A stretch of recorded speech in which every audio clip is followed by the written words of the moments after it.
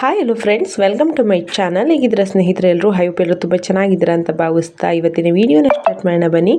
ಇವತ್ತು ನಾವು 1 ಕಪ್ ತೆಂಗಿನಕಾಯಿ ತುರಿಯಿಂದ ಒಂದು ರುಚಿಕರವಾದ ಸ್ವೀಟ್ ರೆಸಿಪಿನ ಯಾವ ರೀತಿ ಮಾಡೋದು ಅಂತ ನೋಡ್ಕೊಬರೋಣ ಬನ್ನಿ. ಇದಕ್ಕೆ ಒಂದನಿ ತುಪ್ಪ, ಎಣ್ಣೆ ಯಾವುದು ಬೇಡ, ಕೇವಲ 10 ನಿಮಿಷದಲ್ಲೇ ಈ ಒಂದು ಸ್ವೀಟ್ ರೆಸಿಪಿ ರೆಡಿ ಆಗುತ್ತೆ. ಸೊ ಇದನ್ನು ಯಾವ ರೀತಿ ಮಾಡೋದು ಅಂತ ನೋಡ್ಕೊಬರೋಣ. ಅದಕ್ಕೂ ಮುಂಚೆ ನನ್ನ ಚಾನಲ್ಗೆ ಯಾರೆಲ್ಲ ಸಬ್ಸ್ಕ್ರೈಬ್ ಮಾಡಿಲ್ಲ ಸಬ್ಸ್ಕ್ರೈಬ್ ಮಾಡ್ಕೊಳ್ಳಿ. ಈ ವಿಡಿಯೋ ಇಷ್ಟ ಆದರೆ ಕೊನೆಗೆ ಒಂದು ಲೈಕ್ ಮಾಡಿ. ಬನ್ನಿ ಹಾಗಾದರೆ ಸ್ಟಾರ್ಟ್ ಮಾಡೋಣ. ನೋಡಿ, ನಾನು 1 ಕಪ್ಪು ತೆಂಗಿನಕಾಯಿ ತುರಿನ ತೊಗೊಂಡಿದ್ದೀನಿ. ಅದೇ ಕಪ್ ಅಳತೆಯಲ್ಲಿ ಒಂದು 3/4 ಕಪ್ ಅಷ್ಟು ಸಕ್ಕರೆ ತೊಗೊಂಡಿದ್ದೀನಿ.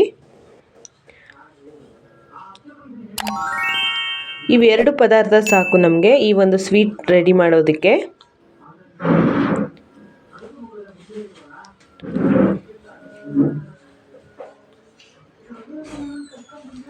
ಈಗ ನಾನು ಬಾಣಲಿನ ತೊಗೊಂಡಿದ್ದೀನಿ. ಆ ಬಾಣಲಿಗೆ ನಾನು ಸಕ್ಕರೆನ ಸೇರಿಸ್ತಾ ಇದ್ದೀನಿ.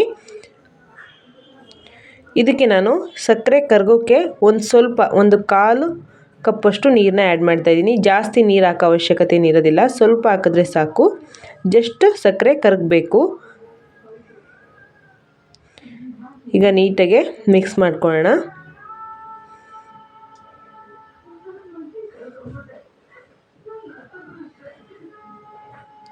ನೋಡಿ, ನಾವು ಹಾಕಿರೋದು ನೀರು ಎಷ್ಟು ಕಡಿಮೆ ಇದೆ, ಬಟ್ ಹಾಕಿದ್ಮೇಲೆ ಎಷ್ಟು ಜಾಸ್ತಿ ಕಾಣ್ತಾ ಇದೆ. ಅದಕ್ಕೆ ನಾವು ನೀರನ್ನು ಆದಷ್ಟು ಕಡಿಮೆನೇ ಹಾಕಬೇಕು, ತುಂಬ ಜಾಸ್ತಿ ಹಾಕಬಾರ್ದು. ಇದು ಪಾಕ ಬರೋದಕ್ಕೆ ಸ್ಟಾರ್ಟ್ ಆಗಬೇಕು. ಅಷ್ಟೊತ್ತವರೆಗೂ ನಾವು ಕೈ ಆಡ್ಕೊತಾ ಇರಬೇಕು, ಮಿಕ್ಸ್ ಮಾಡ್ಕೊತಾ ಇರಬೇಕು. ಅಷ್ಟೊತ್ತಿಗೆ ನಾನು ನೋಡಿ ಸಕ್ಕರೆ ಕರಗೋಕ್ಕೆ ಸ್ಟಾರ್ಟ್ ಆಯಿತು. ಇಲ್ಲಿ ನಾನು ತಟ್ಟೆಗೆ ಸ್ವಲ್ಪ ತುಪ್ಪನ ಈ ಥರ ನೀಟಾಗಿ ಸವರಿಟ್ಕೊತಾ ಇದ್ದೀನಿ. ಇಲ್ಲಿ ಸಕ್ಕರೆ ಕೂಡ ಕರಗಿದೆ ನೋಡಿ. ನಾವು ಈ ಥರ ಮಿಕ್ಸ್ ಮಾಡ್ಕೋಬೇಕು ನೀಟಾಗಿ, ಕೈ ಬಿಡದೇನೆ, ಇಲ್ಲಾಂದರೆ ಇದು ಕಪ್ಪಗಾಗ್ಬಿಡುತ್ತೆ. ಸೊ ಈ ಥರ ಮಿಕ್ಸ್ ಮಾಡ್ಕೊತಾ ಇದ್ದರೆ ಸಕ್ಕರೆ ಅದಕ್ಕೆ ಬರಬೇಕು, ಅಂದರೆ ಸ್ವಲ್ಪ ಪಾಕ ರೀತಿ ಬರಬೇಕು. ಅಲ್ಲಿವರೆಗೂ ನಾವು ಈ ಥರ ಮಿಕ್ಸ್ ಮಾಡ್ಕೋಬೇಕಾಗತ್ತೆ. ಒಂದೆಳೆ ಪಾಕ ಬಂದರೆ ಸಾಕು.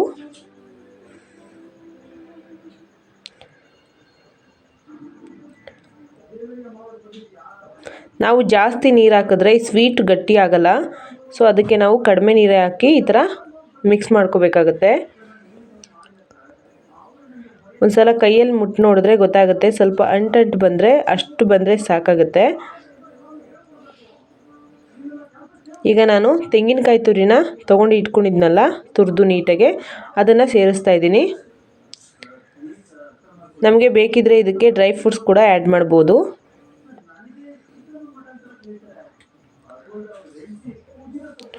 ನೋಡಿ, ಈ ಥರ ಮಿಕ್ಸ್ ಮಾಡ್ಕೊತಾ, ಕೈ ಬಿಡ್ದಾಗೆ ಮಿಕ್ಸ್ ಮಾಡ್ಕೊತಾ ಇರಬೇಕು.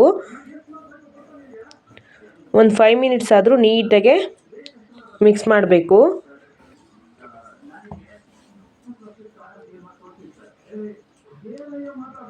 ಇದು ತಳ ಬಿಡೋದಕ್ಕೆ ಸ್ಟಾರ್ಟ್ ಆಗಿ ತುಂಬ ಬೇಗನೆ ಆಗುತ್ತೆ.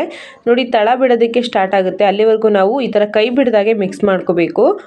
ಇಲ್ಲಾಂದರೆ ಇದು ಕಪ್ಪಾಗಿಬಿಡುತ್ತೆ, ಸ್ವೀಟು ಚೆನ್ನಾಗಿ ಕಾಣೋದಿಲ್ಲ, ಮತ್ತು ಟೇಸ್ಟ್ ಕೂಡ ಅಷ್ಟು ಚೆನ್ನಾಗೋದಿಲ್ಲ, ಒತ್ತೋಗ್ಬಿಡುತ್ತೆ.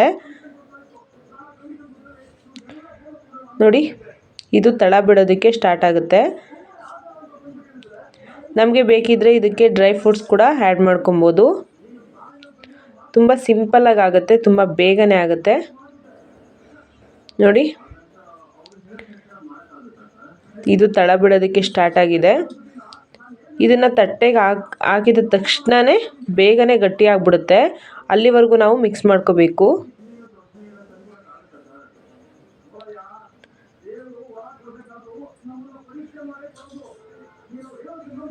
ನೋಡಿ, ತಳ ಬಿಡೋಕ್ಕೆ ಸ್ಟಾರ್ಟ್ ಆಯ್ತಿದ್ದು. ಇನ್ನೇನು ಒಂದು 1 ನಿಮಿಷ ಈ ಥರ ಮಿಕ್ಸ್ ಮಾಡಿಕೊಂಡ್ರೆ ಸಾಕು.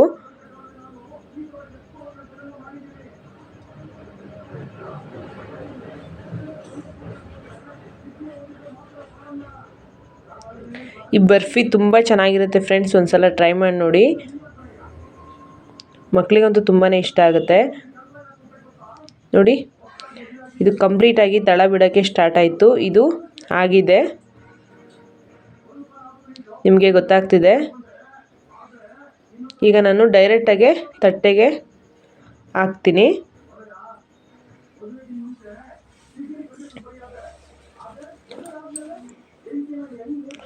ನೋಡಿ ತಟ್ಟೆಗೆ ಹಾಕ್ಬಿಟ್ಟು ಇದು ಬಿಸಿ ಇದ್ದಾಗಲೇ ಈ ಥರ ಸ್ಪೂನಲ್ಲಿ ತಟ್ಟೆಗೆ ಈ ಥರ ತಟ್ಕೊತಾ ಇದ್ದೀನಿ. ತುಂಬ ಬಿಸಿ ಇರುತ್ತೆ, ಕೈಯಲ್ಲಿ ಮುಟ್ಟೋದಕ್ಕೆ ಆಗೋದಿಲ್ಲ.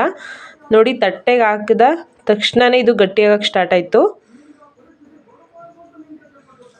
ನಿಮ್ಗೆ ಗೊತ್ತಾಗ್ದು ನೋಡಿ, ಕೈಯಲ್ಲಿ ಮುಟ್ಟು ನೋಡ್ತಾ ಇದ್ದೀನಿ, ಫುಲ್ ಗಟ್ಟಿ ಆಗಿಬಿಟ್ಟಿದೆ.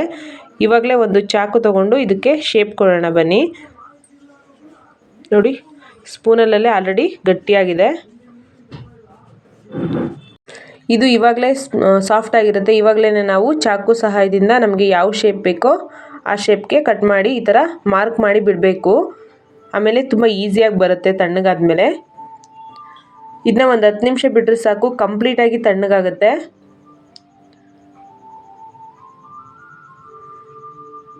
ನೋಡಿ 10 ನಿಮಿಷ ಬಿಟ್ಟಿದ್ದೀನಿ, ಕಂಪ್ಲೀಟಾಗಿ ತಣ್ಣಗಾಗಿದೆ. ಈಗ ಚಾಕು ಸಹಾಯದಿಂದನೇ ನಾನು ಪೀಸ್ನ ತೆಗ್ಕೊತಾ ಇದ್ದೀನಿ.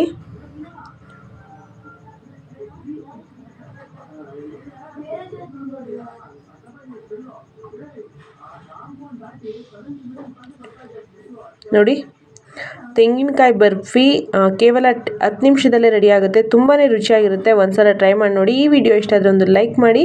ಹಾಗೆ ಇನ್ನೂ ಯಾರೆಲ್ಲ ನನ್ನ ಚಾನಲ್ಗೆ ಸಬ್ಸ್ಕ್ರೈಬ್ ಮಾಡಿಲ್ಲ ಸಬ್ಸ್ಕ್ರೈಬ್ ಮಾಡಿ. ಮುಂದಿನ ವಿಡಿಯೋ ಜೊತೆ ಮತ್ತೆ ಸಿಗ್ತೀನಿ. ಅಲ್ಲಿವರೆಗೂ ಹೀಗೆ ಸಪೋರ್ಟ್ ಮಾಡಿ ಅಂತ ಹೇಳ್ತಾ ಕೊನೆವರೆಗೂ ವಿಡಿಯೋ ನೋಡ್ರಿ ಪ್ರತಿಯೊಬ್ಬರಿಗೂ thank you so much. Thank you for watching. Bye.